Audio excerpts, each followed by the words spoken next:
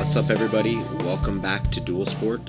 Today we are talking about the 2022 Yamaha YZF-R7. Is this the best motorcycle ever made? Let's find out.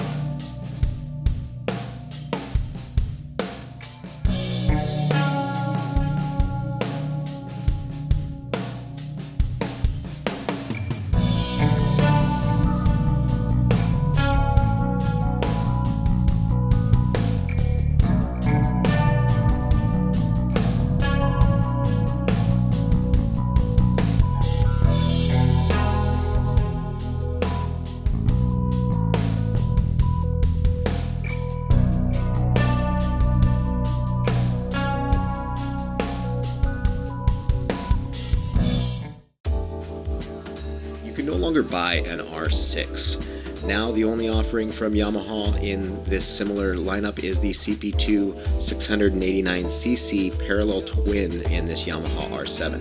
This is the same engine as the MT-07 and the Tenere 700, so if you have these bikes, the exact same engine. This has an assisted slipper clutch, which helps for smooth shifting. It has a unique, deeper exhaust sound.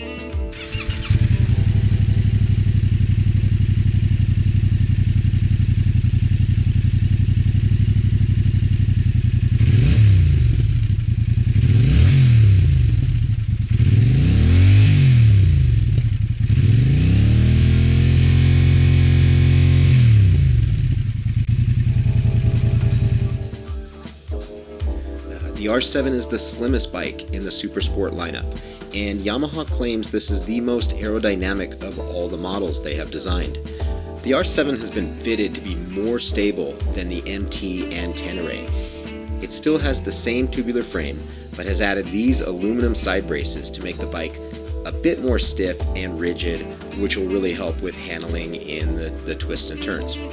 Also, the KYB inverted front adjustable forks are a bit wider than the MT, which will make it a little bit more stable as well.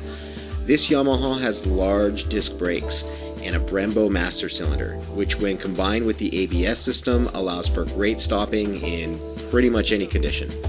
The riding position on this bike is fairly aggressive.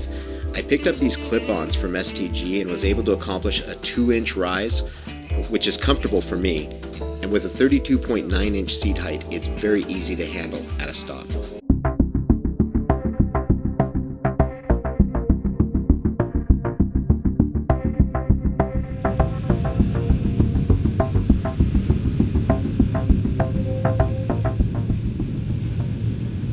Alright, first impressions about this Supersport motorcycle is great handling. Only 414 pounds, and it feels really planted in these turns. The CP2 has plenty of low-end torque. In a canyon section like this, I can pretty much leave it in third and have plenty of room to work with between 4,000 and 8,000 RPM. The R7 has an optional quick shifter, which I did not get. I'm a clutch guy. The exhaust is super quiet as well. I have on order the Yoshimura full exhaust system for this, which at this pace is probably due in the year 2030. That's okay, I'll wait. Now, this isn't the most comfortable seat on the market, but I find it's not horrible on longer rides. When you're riding a sport bike, you're kind of off the bike and managing the road like we're doing now. You don't really have a lot of time to worry about the comfort until the ride's over. Shifting is really smooth on this motorcycle, probably in part due to that assisted slipper clutch. I've owned several bikes, but this by far has the smoothest shifting of the bunch.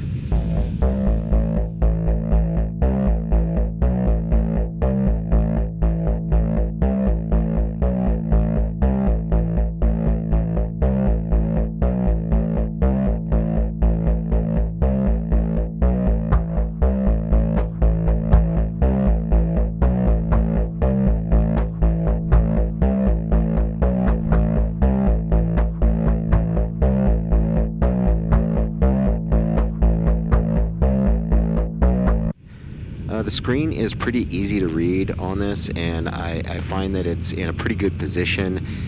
You know, you could go with a fancier screen, but I think I'd much rather have something like this instead of spending all the money on the tech. Alright, what I really enjoy about this bike versus an inline-4 is the cruising factor. The inline-4 engines are designed to go fast in every gear.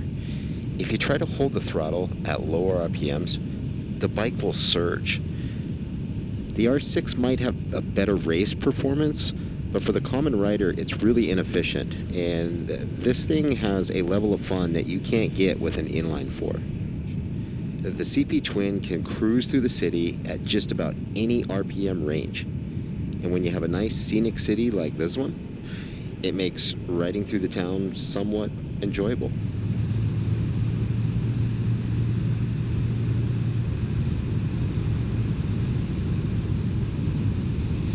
So I'm heading up the canyon now, and I'm here to tell you that the low-end torque really comes alive here. Regardless of how aggressive I wish to ride, it always has plenty of power to attack the grade. In general, I love this bike. This is mine. I've owned it for since last year, and I ride it pretty much everywhere. You can see I use it in a lot of my videos here. And with a base MSRP of just under $10,000, it's really a bargain when you compare it with pretty much anything else on the market. So, you know, is this the best bike ever made? I would have a firm belief that it could be very well one of the best put together bikes in a package. The cost of the bike, how it handles, what you get for the money on the market, maybe ever. It's by far the funnest one that I've owned, and I'm looking forward to exploring the great Northwest on this bad boy.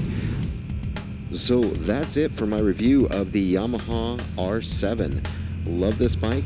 Hope you guys got some great info out of it, and thank you to my good buddy Sam for flying the drone. And we'll see you guys next time from Dual Sport. Peace.